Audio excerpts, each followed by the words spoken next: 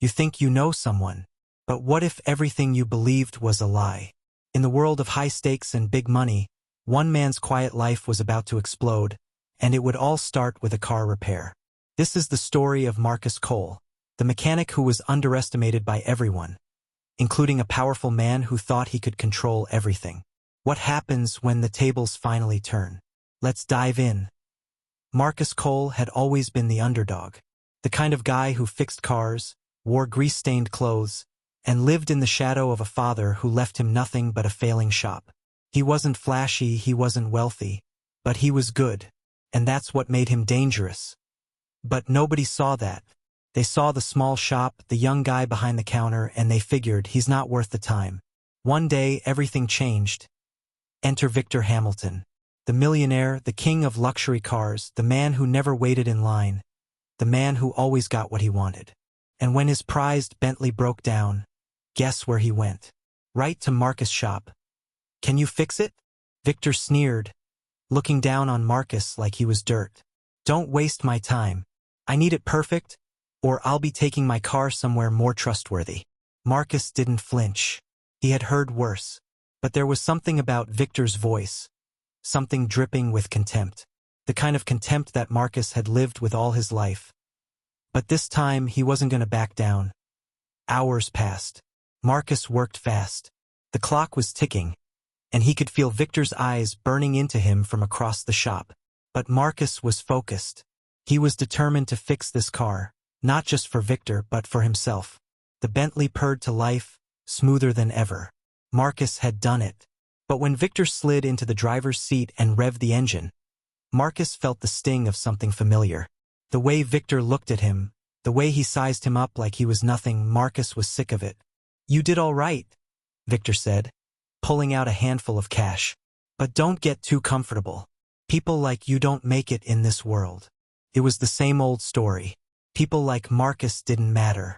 The rich, the powerful, they didn't even notice. But Marcus wasn't just going to let it slide this time. He took the money, his hands shaking. But it wasn't the money that bothered him. It was the way Victor dismissed him. Like he was invisible. Like he was nothing. And then, just as Victor was about to leave, something unexpected happened. Victor's Bentley stalled. Marcus watched in silence. It was a small thing, a mistake. The engine sputtered, a deep groan, and then silence. Victor's face twisted in frustration. What the hell? He yelled, banging on the steering wheel. You said it was fixed. Marcus walked toward the car, his heart pounding. It's nothing, he said. Probably a loose wire. Let me take a look. Victor didn't say anything, but he glared, his hand gripping the steering wheel, his eyes full of anger. He'd never expected to be in this position. He never thought he'd need Marcus, the lowly mechanic. But now, he did. Marcus opened the hood. The engine was fine, but something didn't feel right.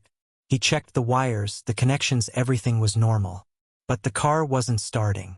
That's when he noticed it. The wiring had been tampered with. Someone had deliberately sabotaged the car. Marcus's heart dropped. Victor had always treated him like dirt. But this wasn't just arrogance. This was something deeper. Had someone set him up?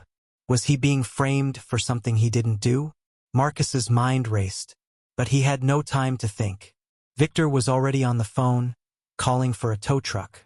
And then, just as Marcus turned to walk back into his shop, something else caught his eye, a figure standing at the corner of the street, watching him, silent, unmoving. It was the same figure he'd seen a few weeks ago.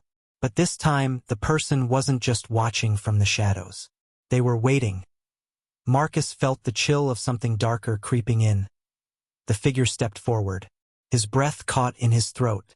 It was a man he didn't recognize, but somehow he knew he'd seen him before. And the way the man looked at him, like he was the answer to a question that hadn't been asked yet.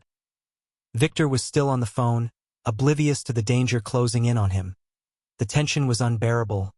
Marcus stood frozen, his mind whirling. The figure started walking toward him, and then everything happened at once. The man stopped in front of Marcus. His voice was low, urgent. You don't know who you're dealing with? He said, eyes darting between Marcus and Victor. Marcus's heart raced. What do you mean? The man's eyes narrowed. You've been set up, kid. Victor Hamilton's not the one you need to worry about. Someone else is pulling the strings. Before Marcus could respond, the man turned and disappeared into the night, leaving nothing but questions in his wake. Marcus was left standing in the dark, his mind racing. The world he thought he knew had just been turned upside down. And as the Bentley roared off into the night, Marcus realized one thing for certain. This wasn't over. Someone was out to destroy him, and he had no idea who. What happens next? Who's really behind this plot? Will Marcus be able to fight back and clear his name? The answers are just around the corner. But first, what would you do if everything you believed was a lie?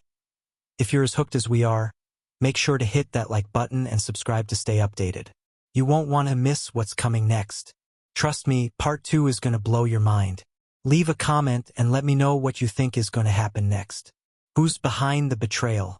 And how do you think Marcus will fight back? Stay tuned, because the twists are far from over. I'll see you in the next part. You won't want to miss it. Thanks for watching.